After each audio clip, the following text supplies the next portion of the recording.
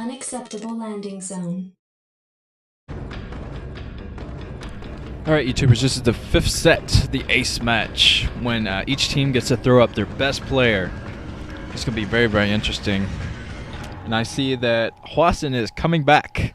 He's going to play a second set here. He is going to be STX's ace in the hole here. And SKTT1 is actually putting out Fantasy, which might seem a weird choice at first, but Fantasy's TVT is actually very, very good. So, he was a good choice for this, I think. Although his other matches are severely lacking, I think. I think Fantasy was a little bit overrated, especially...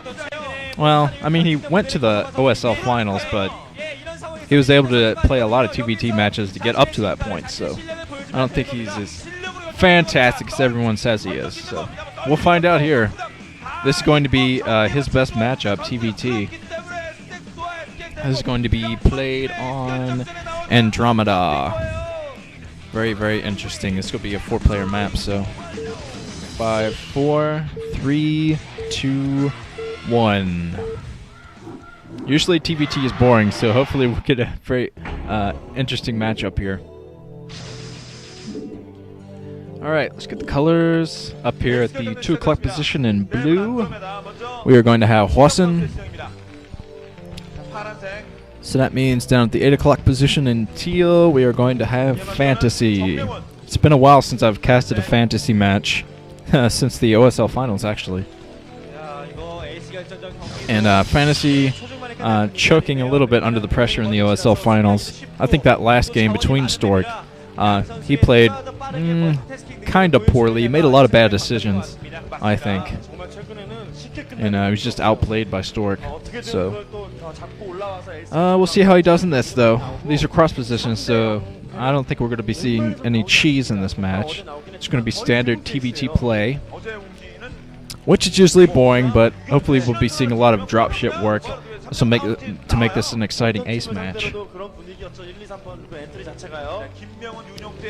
And HWASIN, I'm sure he might be a little bit tired after that last match, but he's going to have to pull out his usual high APM. I think he has something like 440 APM or something like that. I'm not sure. He has very high APM. Now he's putting up his supply depot. Both guys putting up their supply depots. Very mirrored. And looks like they're still mining. Not much to say at the beginning of a mirror matchup, I know. I'm trying to think of stuff to say right now. There's some crazy fans, Bisu fans, in the audience. They got their sexy Bisu 8x10 photos, maybe autographed there. I'm sure they were happy about Bisu's game earlier. There's the barracks going out for HWASIN. I'm going to try to say their names a lot so I don't get mixed up here. This is Fantasy down here in teal. Now he's putting up his barracks. Here's a kid putting on a bandana. SKTT1 fan. Looks like a fast command center from both players here. It's very interesting. I guess it's just because it's a 4-player map. I know it's going to be much more difficult to put on any kind of early pressure, rather. So they're both going to float their command centers over shortly. We're going to see a very strong macro game from both.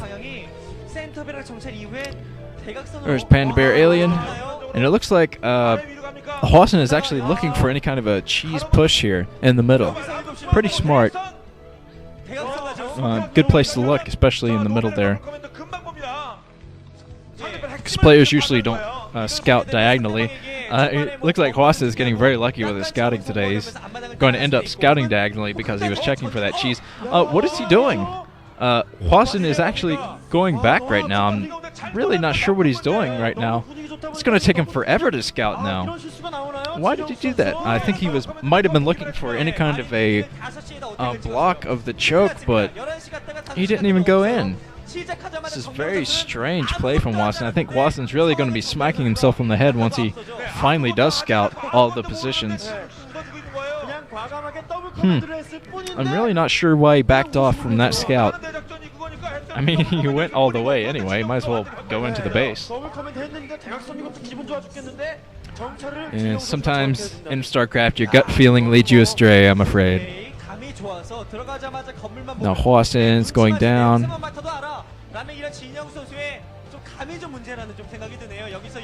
And looks like HWASIN is defending off against Fantasy Scout with a single Marine, so that's going to help him a little bit. There's a nice bunker there from Fantasy, though, so I don't think HWASIN's going to get the scout in here either. I think HWASIN's he's going to try to scout down here, but it's not going to be successful. You see both coaches here. And HWASIN barely makes it past. Oh! STV getting taken down by another STV. Oh, HWASIN's got to be. He's smacking himself in the head right now. He's going, God, why didn't I scout that? He had an easy scout in earlier, but he didn't take it. Okay, there's Fantasy floating his racks over, putting up a supply depot. Gonna try to block that choke. And okay, I think I was wrong actually earlier about both players putting up their command centers, because I see HWASIN is just now putting up his command center. So I think I was just getting them mixed up earlier.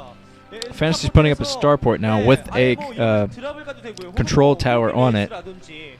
So we're going to see some drop ships very shortly from him. I'm guessing we're going to see some vulture drops. That's usually what Fantasy is best at, his vulture control.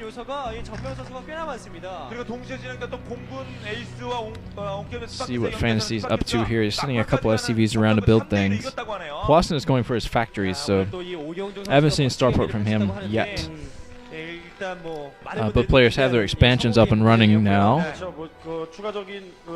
And let's see. Fantasy is mining gas from his expansion right now, and HWASIN is not. So I think Fantasy might actually be going.